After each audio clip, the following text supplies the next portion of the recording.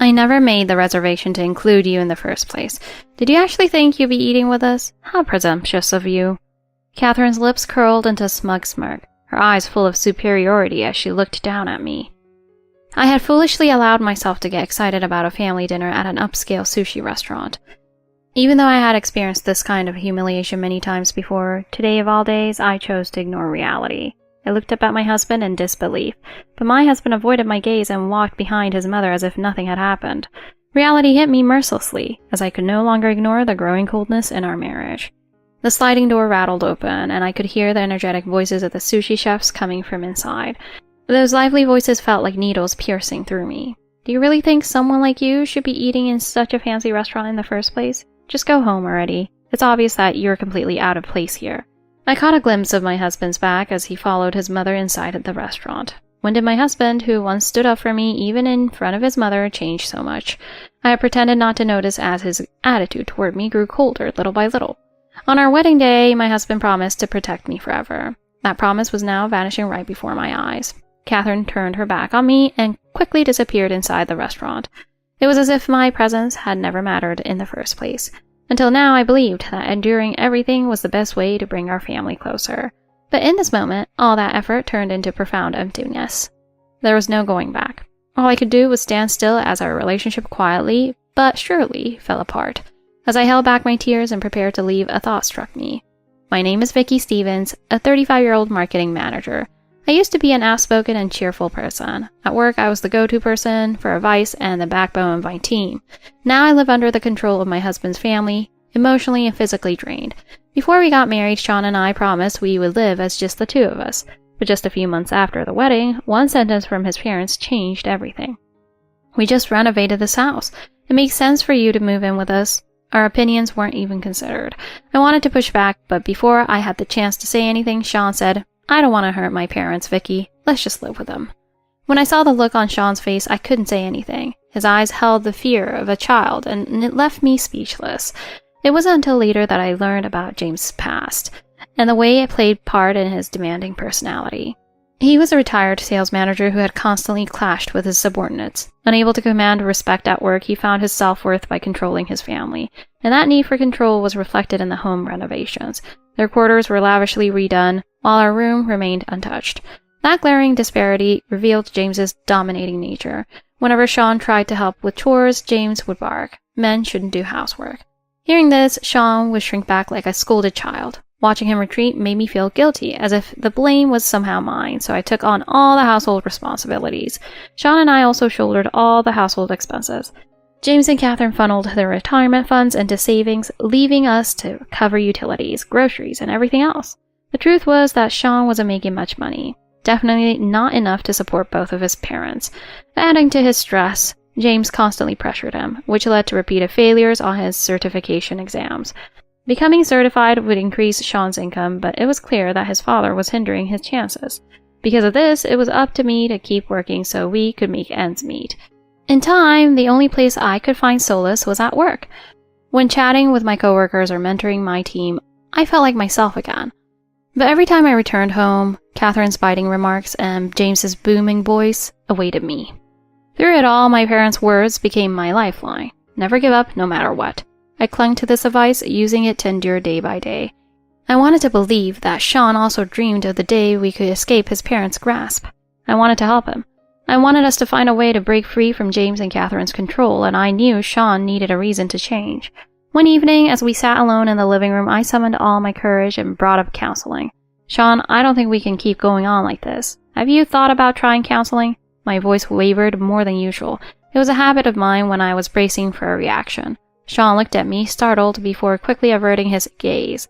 "Counseling? What if my parents find out?" He mumbled the words and then fell silent. In that moment, his face was a mask of fear. Though Sean rarely showed vulnerability, the mere mention of this topic turned him into a frightened child. Seeing him like that, I swallowed my words. "Okay, I won't push you." That was all I could manage to say. I realized my hands were clenched tightly on my lap and slowly loosened my grip.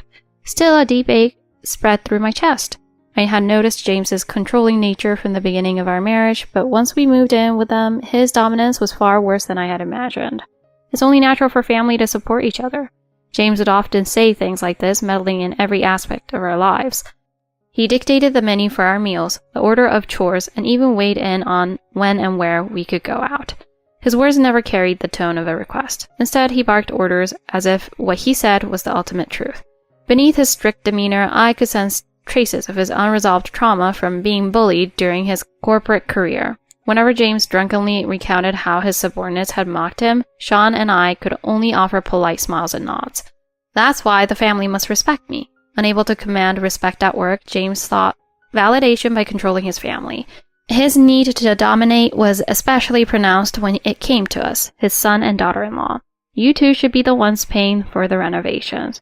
When James declared this, I felt a chill run down my spine. The way he said it left no room for refusal. This renovation is for your benefit. Although he claimed it was for us, it was clear he was using it to tighten his control over our finances. Sean, as usual, could only mutter a defeated yes to his father's demands. Childhood memories of James giving him the silent treatment for days on end kept Sean firmly in check. Every time I saw him shrink under his father's thumb, it made my heart ache. Catherine, on the other hand, tormented us in her own unique way. When she was young, Catherine dreamed of becoming a fashion designer, but James had crushed that dream, insisting she stay home as a full-time wife and mother. Since then, her life had been a series of unfulfilled days under James's control. Now, all her pent-up frustration was directed at me. Vicky, your cleaning is just so careless. Can't you be more thorough? Going to work every day? It's obvious you don't care about your family. Each comment cut deep, but I swallowed my feelings without saying a word. Catherine's words weren't just snide remarks. They were tests meant to push me to my limit. She didn't stop at criticizing my chores. She also belittled the success I achieved at work. If your career is so important, why are you even living here? Her words always carried a sting, but I could also sense a tinge of jealousy underneath. One morning, after finishing the chores, I sat in the living room sipping my coffee. Oh, how nice. You have time to sit and drink coffee. Back when I was your age, I didn't have that kind of luxury. I'm sure things were much tougher in your time, Catherine. I said it to ease the tension, but her face hardened instead. You're too privileged to understand. It was in that moment that I realized what Catherine truly felt. She had made me the target of her frustrations over her unfulfilled dreams. Sean, too, was becoming increasingly distant towards me. He started coming home later than usual, and our conversations grew shorter. You're home late today. The meeting ran over. I'm just exhausted. His words lacked sincerity, and it tightened the knot in my chest. One day, I accidentally found out that he was drinking alone at a bar near his office. In that moment, a wave of doubt and sadness washed over me. Why didn't you tell me? I wanted to ask him outright. But I was terrified of breaking our fragile relationship. I had endured so much, but that day I finally reached my breaking point. Catherine's taunts, James' commands, and Sean's indifference had piled up until I felt on the verge of breaking. One night when I returned home, I walked into a family meeting in the living room. If money's tight, maybe you should be working harder. Exactly. You're out all the time anyway. Why not contribute more to the household? At that moment, I felt something inside me snap. I won't let you take away any more of my life. For the first time, I gave voice to the thoughts I had been suppressing, and the room fell silent. That night, my mind wandered to my childhood friend, Melissa. Melissa was the head chef at a prestigious restaurant, a rare feat for a woman in such a competitive field. She was a strong and proud woman who had overcome countless challenges. Remembering how she had always been a source of advice and strength, I decided to reach out to her. Melissa, do you have a moment to talk? Of course, Vicky. What's going on? Her voice over the phone was as warm and steady as I remembered. I have something I can't talk about at home. Can we meet in person? Oh, absolutely. Why don't you come to the restaurant? It's quieter in the evening. We can talk in private then. Her words felt like a lifeline, and that evening, I headed to her restaurant. As I stepped into the elegant restaurant, I was enveloped by its warm lighting and tranquil atmosphere. Spotting Melissa at a corner table, I felt a slight weight lift from my chest. Vicky, I'm so glad you came. Her short hair and confident expression gave me the same sense of reassurance they always had. You don't look too great. Is everything okay? Honestly, no, it's not. Can I talk to you about it? I poured out everything to Melissa. The suffocating life with my in-laws, James's dominance, Catherine's sharp words, and Sean's growing indifference. You've been enduring all that? Vicky, that sounds unbearable. Melissa listened quietly, never interrupting. I'm at my breaking point, but I don't know what to do. Then the first thing you need to do is reclaim yourself. You're stronger than this. Remember the outspoken and confident person you used to be. Her words gave me the courage to cry for the first time in a long while. After hearing everything, Melissa made a suggestion to help me stand up for myself. Vicky, if your in-laws want to meet you for fancy dinner, we can use that to your advantage. What do you mean? Use my restaurant. Let's teach your mother-in-law a real lesson in dinner etiquette. Her plan was simple but carried undeniable strength. Melissa and I planned everything meticulously, anticipating the day Catherine would pick. At home, the tension was palpable, and Sean and I barely spoke. Even though I knew Catherine's scheme was meant to hurt me, this time my resolve outweighed my fear. A few days later, Catherine suddenly announced, "This weekend, let's have a family dinner at a high-end restaurant." Her words caught me off guard, but I quickly masked my surprise. "Oh, what kind of restaurant is it?" "It's a very popular place. I've heard reservations are booked 3 months in advance." At that moment, a small certainty settled in my chest. She must know this was Melissa's restaurant and intended to use it to humiliate me. Suppressing the tension building inside me, I smiled.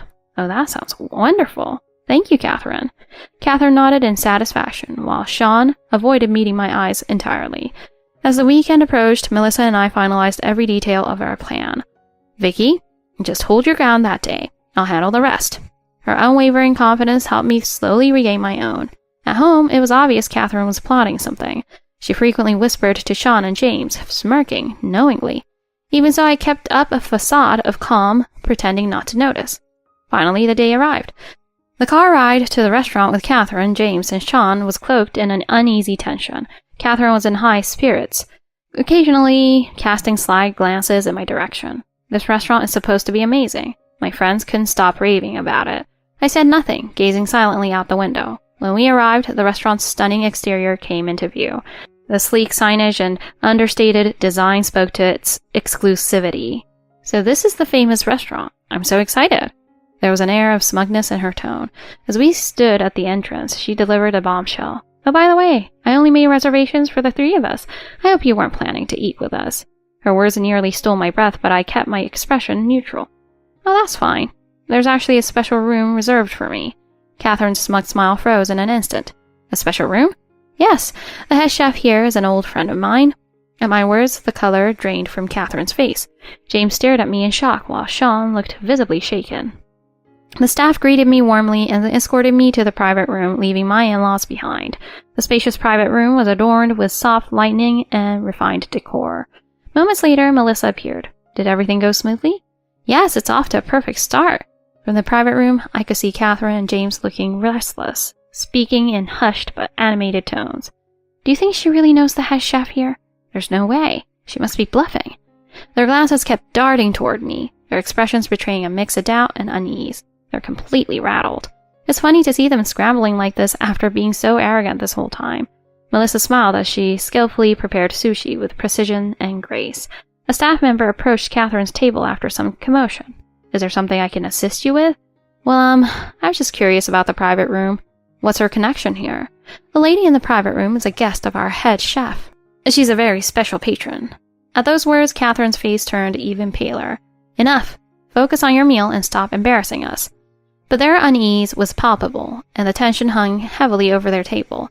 Meanwhile, in the private room, a lavish array of sushi prepared by Melissa was brought to the table. "I made this especially for you. Enjoy." As I savored the fresh, exquisite sushi, I felt a growing sense of calm and control.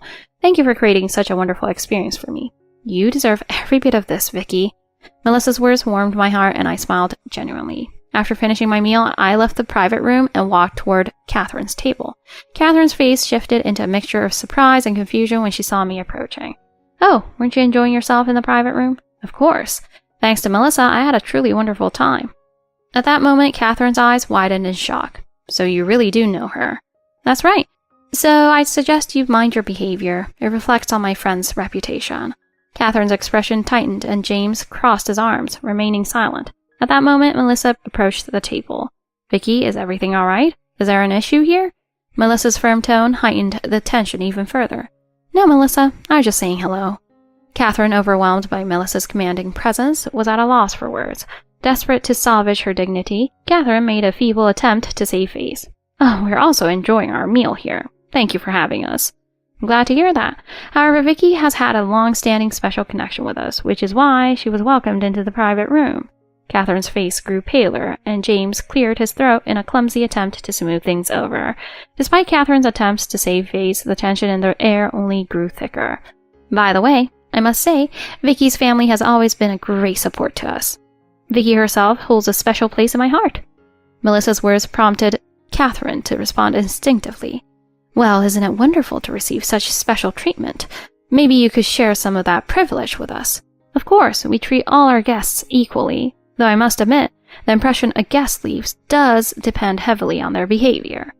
At that pointed remark, Catherine's face stiffened, and James opened his mouth as if to speak, but quickly closed it again. Sean, visibly uneasy, tried to intervene and restore some semblance of control. Come on, everyone, let's not do this. We're supposed to be enjoying ourselves, right? This is ruining the meal. Enjoying ourselves?